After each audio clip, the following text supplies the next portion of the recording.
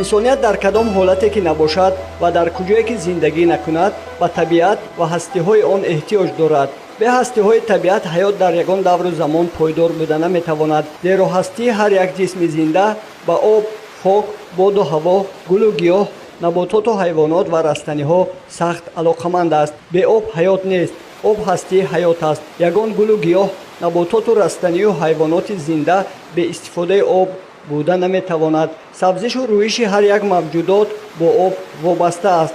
хок чун ҳастии бузурги табиат аст. ин сарвати бузург имконият медиҳад ки ҳамаи ҳастиҳо аз он пурбор гардида, тамоми растаниҳо дар он рӯянду сабзанд ва ба воя расида гулу мева ва бор оваранд.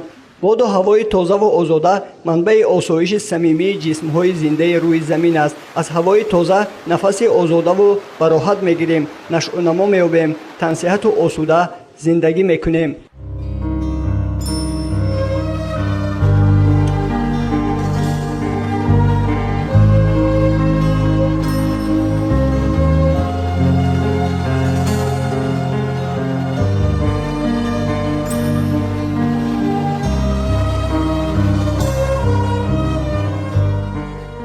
тоҷикистони азизи мо сарзамини биҳиштосо ва дорои табиати зебо мебошад. ба кадом гӯшаи канори он ки сафар накунем, қалби моро манзараҳои зебою дилрабо, обҳои софу кӯҳҳои осмонбӯс ва сабзаю гиёҳҳои пурнакҳат тасхир мекунанд. деҳаи дарғи ноҳияи айнӣ яке аз деҳаҳое мебошад ки дар байни кӯҳҳои осмонбӯс ҷой гирифтааст. дар ин деҳа айни замон 443 оила умр ба сар мебаранд ва шумораи сокинонаш наздик 2000 нафарро ташкил медиҳад. сокинони ин деҳа асосан ба кишоварзию чорводорӣ машғуланд. дар ин деҳа аз замонҳои қадим мардум ба ҳунармандӣ рағбати зиёд доштанд. нақшу нигори сақфи хонаҳо, масҷид ва дигар ҷойҳои таърихии деҳа бозгӯ аз ҳунари нотакрори мардуми ин минтақа мебошад.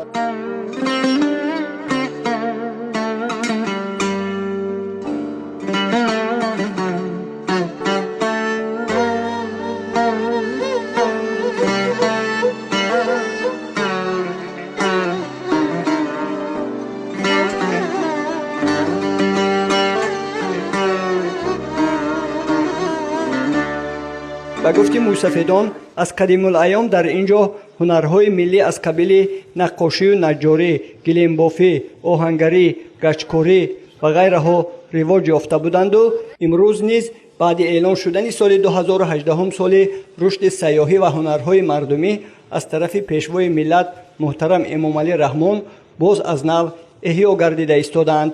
касби падаромо устоя аст. масҷидҳо хизмат кардем. ҳаминҷа ба биноҳои колхоз ва мактабҳо хизмат кардем. клуб шуд клуб, ба нисоба хизмат кардем. устоя кардем. ҳунарҳо мана ҳамин косиби устоя буд. баъд деҳқонӣ мана бисёртар буд. ҷуфтигови намадрезӣ буд. оҳанрезиҳо буданд, чорводоро буданд. ҳамино дар ҳамин диёра мо вуҷуд доштанд. устохонаҳои мӯй саргӣ буд. ҳаминҷа ба қассобхонаҳоям доштанд. гилембофиам буд. бисёртар рағза мебофтанд. ман ҳамин чангман месохтам. кампирҳои пештар чангман месохтам. ҳунармандӣ ҳамин ки хор намешед. ҳамин ҳунар дошта бошед, ба куҷо равед, нонатуна меёбед, мехӯред, пулатуна мегиред. ҳамин шахсан худам тамоми ҳунар дорам. устоӣ дорам, повуриам дорам, осиёбунам мекунам. осиёам рост мекунам, ҷозхунам метон кардам. ба тамоми ҷавоно ман худам тавсия метиҳам ки хоне бачаҳо ҳунар ёд гиред, ба куҷо равед, хор намешед, нонатуна ёфта мехӯред. дар ин минтақа ки боду ҳавои тоза ва салқин дорад, картошкаю сабзӣ, себ, зардолу, нок, шафтолу ва ҷаву гандум ҳосили хуб медиҳанд. аз сабаби салқин будани ҳаво ҳосили меваю сабзавот дар моҳҳои сентябр-октябр пухта мерасад. баъзе навъи зардолуро дар ин минтақа то санаи 15 октябр дар шохи дарахтон дида метавонем. сокинони ин деҳа дар фасли тобистон ба овулҳо мекӯчанд. дар овулҳо ки аз деҳа тақрибан 8-10 километр дуртар дар домани кӯҳҳои осмонбӯс ҷойгиранд, сокинон чорвоашонро чаронида барои зимистон хошоки чорво захира мекунанд. این منطقه اوغول فرزوت است که بسیار طبیعت دلنشین و هوای تازه و منظره های دقت جلب کننده دارد. همه ساله برای تماشای این منطقه مهمانان زیاد تشریف آورده 2-3 روز در اینجا استراحت میکنند. هر سال اومده همین منظره خوشرو بوده است، استراحت میکنیم. ما از این منظره ها به حد چیه شادیم که همین خیلی تاجیکستان همین خیلی منظره های زیبا داره. ما همه وقت حرکت میکنیم که هر سال همینجا اومده استراحت کنیم. بسیار بود و هواش، بود و هوای نرس، سلقین، منظره هاش همش خوشرو. حرکت میکنیم که سال آینده اگر نصیب باشد همین یار و رفیق و دوستا جمع میکنیم من همین منظره با اومده استراحت میکنیم.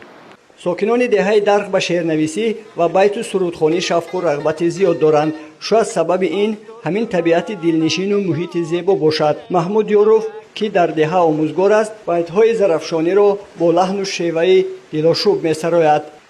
فریاد زنم نمی براد آوازم در گردن نازکی تو دست اندازم آیا زغب فرو مدم نالش کردم آسان که در خونه تبالش کردم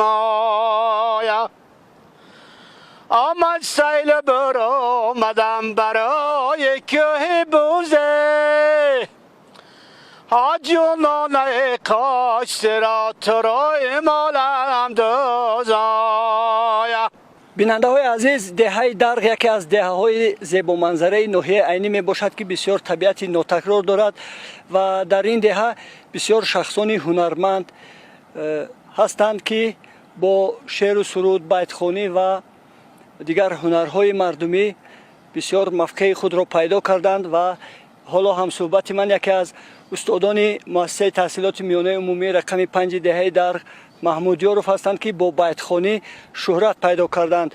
استاد میخواستم از شما فهمم که همین بیتخوانی را شما از کی شروع کردید، از کجا آموختید و مهر همین هنر از کجا در دل شما پیدا شد؟ راست گپ که بیتخوانی ما این گوییم که میراث پدر ما پدر ما بسیار بیتخوان بودن.